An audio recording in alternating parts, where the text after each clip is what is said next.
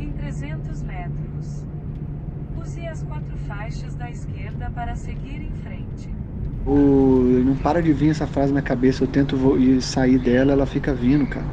Acredite nos propósitos coletivos. Eu acho que o propósito tem tudo a ver hoje em dia, né? Muito está se falando sobre essa palavra, né? Tipo, quando você fala assim, cara, acredite nos propósitos coletivos, é porque você tem uma onda de coisas falando pra você não acreditar, né? E é o que está acontecendo atualmente, né? Então, é tipo assim, o cara já vai ver o título e já vai falar, mano, entendi, mano. Vamos lá, né? Tipo assim, enfim, não sei. Pensa bem, vê o que você acha aí.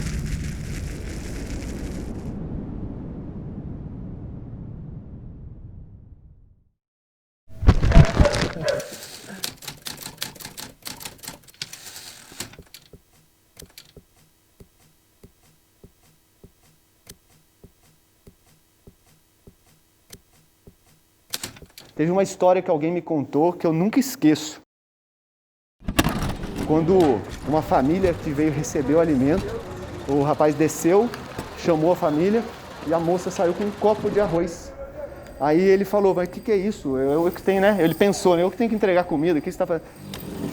Ela saiu, começou a chorar e falou, esse é o único alimento que eu tenho para minha família e para meus filhos. Se vocês não chegassem hoje, eu não teria o que comer.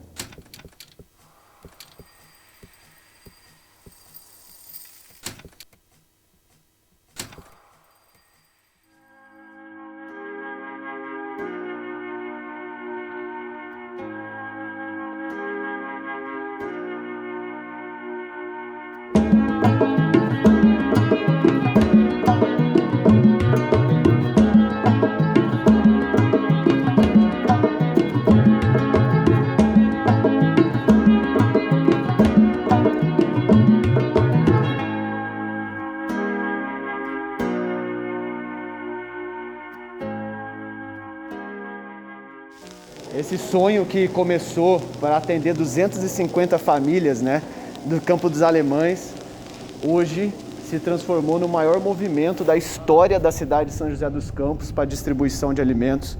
O maior movimento atualmente do estado de São Paulo, segundo o Comitê de Crise, e com certeza um dos maiores movimentos do Brasil, porque nós entregamos porta a porta. Isso nunca foi feito. Por caso, a gente está falando de quase 100 mil pessoas atendidas porta a porta.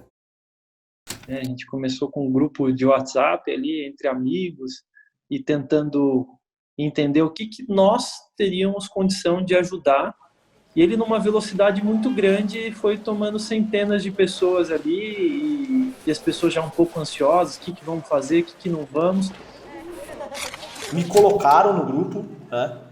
E aí eles começaram a falar, pandemia, as pessoas em necessidade, dias que vão entrar nesse estágio e não sei o quê, e o que dá pra fazer? E eu falei, rapaziada, eu tô aqui, né? O que vocês querem? Aí me disseram, a gente quer fazer um piloto para atender 250 famílias no Campo dos Alemães e tal. E eu falei, porra, isso aí pra operacionalizar isso daí é rapidinho, cara, né? É bem tranquilo. É isso que vocês querem? Fechou, dá pra fazer assim. Vamos fazer. Fizemos uma vaquinha online. E nesse processo a gente já foi criando um site para poder cadastrar as pessoas, criando redes sociais, enfim, fomos criando isso no paralelo. Só que essa vaquinha online também, ela realmente teve uma performance muito além do que a gente imaginava.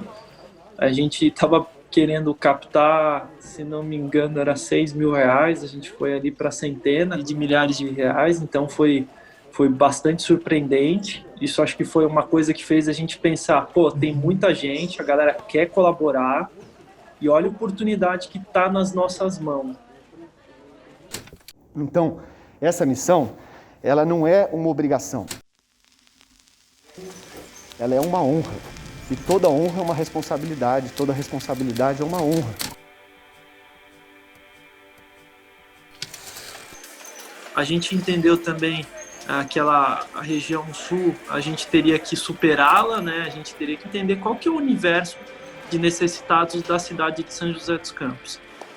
E nos forneceram alguns números que fizeram a gente ficar bem assustado também. Pessoas tidas como vulneráveis pré-pandemia, né? um número de 25 mil famílias cadastradas no cadastro único. É um número ali que, minimamente multiplicado por 4, a gente tem uma centena ali de milhares de pessoas antes da pandemia, com um máximo de um salário mínimo, né, para uma família de mais ou menos 4 pessoas. Então, o buraco era muito mais embaixo do que a gente imaginava. A fome é uma questão política, né? A fome não é escassez de alimentos. E as pessoas confundem isso um pouco. Eu tenho isso muito claro na minha cabeça, cara.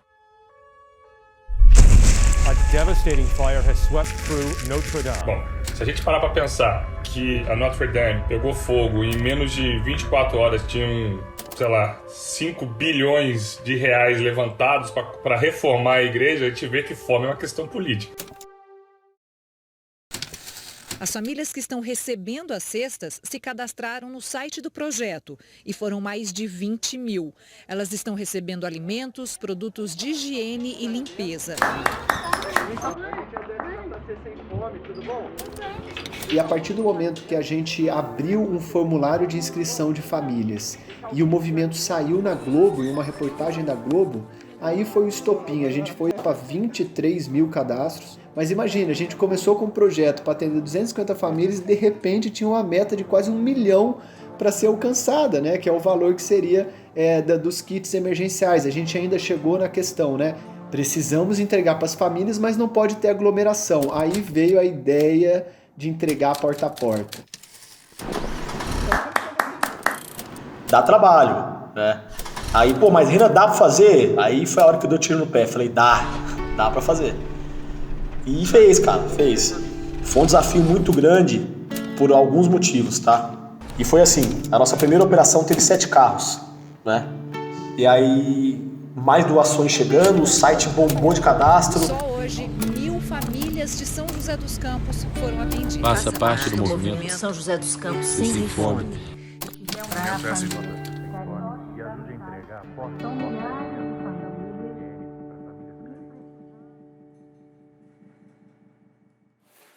Aí nesse processo, muito importante foi a prefeitura, né? Por meio do Fundo Social de Solidariedade, porque sem o apoio do Fundo Social seria impossível a gente separar, organizar, garantir a segurança de tantos alimentos que foram arrecadados ao longo do processo. A gente percebeu que era preciso ser muito organizado na gestão de todo o movimento. E como é algo voluntário, realizado no tempo livre das pessoas, a gente buscou encontrar lideranças que pudessem atuar especificamente em algumas frentes. Então, quem que vai cuidar dos grupos de WhatsApp de voluntários? Quem que vai cuidar das distribuições? Quem vai cuidar da logística, da comunicação? Quem que vai cuidar dos pontos de coleta? Essa foi uma segunda operação logística que nós traçamos desde o começo. A primeira foi a porta e a segunda foi essa rede de captação. Então nós desenvolvemos ali, eu me recordo que na época foram 7 pontos de arrecadação, pessoas comuns que abriram as próprias garagens. Então a ideia era literalmente um trabalho de cooperação da sociedade, que você doasse um pacote de feijão na casa de alguém perto do seu bairro. E aí a malha de captação começou a aumentar, redes de supermercado começaram a participar, comércios. E aí o Fundo Social se dispôs a ajudar com as viaturas deles lá para coleta, para retirada, né? E funcionou muito, cara, funcionou muito desde o começo, funciona até hoje. Aí, conforme foi passando o tempo, as pessoas voltaram a trabalhar e o trabalho de voluntariado durante a semana, que sustentava todas essas montagens de kits, acabou não existindo mais. Então a gente precisava de uma solução, a gente tinha um problema, a gente tinha toneladas de alimentos lá esperando para ser montados e não tinha voluntário para realizar o trabalho. Leve isso com você no coração, se fosse eu, se fosse minha família. Se coloque no lugar dessa família que faça nada para comer. Espelhem. Isso é exemplo. Foi aí que entrou a Força Aérea Brasileira. Então, ao longo de praticamente todo o movimento, a gente teve a montagem de kits sendo realizadas por soldados, inclusive com a distribuição também, eles auxiliaram com caminhões e a escolta da Guarda Civil Municipal.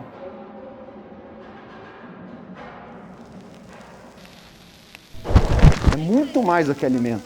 Esses 12 quilos que vão para casa das famílias vão acabar em quanto tempo? 1 semana? 2 semanas? Mas é muito mais do que alimento, é esperança. Passar perrengue faz parte da vida, perder a esperança, cara. Porque na hora que você perde a esperança, cara, a sua vida desmorona, né? E muitas dessas pessoas estavam a ponto de perder a esperança. Porque você não sabe. A partir do momento que você tem um pessoal de uma classe média que acaba de perder o emprego e olha pra frente e fala, cara, o que vai ser de mim? Né? Imagina de uma classe mais favorecida. Esse sentimento de insegurança, de você olhar pro seu filho, cara, o que meu filho vai comer? Não é o mínimo que eu tenho que fazer. Se eu tenho alimento na minha casa, eu tenho certeza absoluta que muitas centenas de milhares de pessoas na minha cidade não terão alimento dentro de algum período que a gente desconhece ainda para frente. É sair aqui do meu sofá e fazer alguma coisa, né? Esse movimento ele foi criado de forma totalmente espontânea, mas eu acho que ele trouxe muito mais lição do que quis dar. As pessoas estão no automático, cara, que elas não percebem que o propósito tá muito claro dentro de cada um, cara. Muito claro, muito claro. Só que a maioria das pessoas ainda precisam de uma chama, assim. A gente sempre tem a oportunidade de agir. A gente pode se abster, ou você pode agir. Essas são as pessoas que mais me tocaram, assim, né? De não ter nada para oferecer, não ter comida em casa, não ter emprego, não ter nada, e dedicarem o tempo delas para fazer o movimento acontecer. O movimento em si, ele só foi uma fagulha, cara. Só uma fagulha. Que saiu pegando fogo em tudo que estava pronto para queimar. E esse valor da compaixão, da gente reconhecer, né, o quanto que o outro precisa mais que a gente, o quanto a gente pode fazer pelo outro, eu acho que esse é o valor que move o ser humano para evoluir.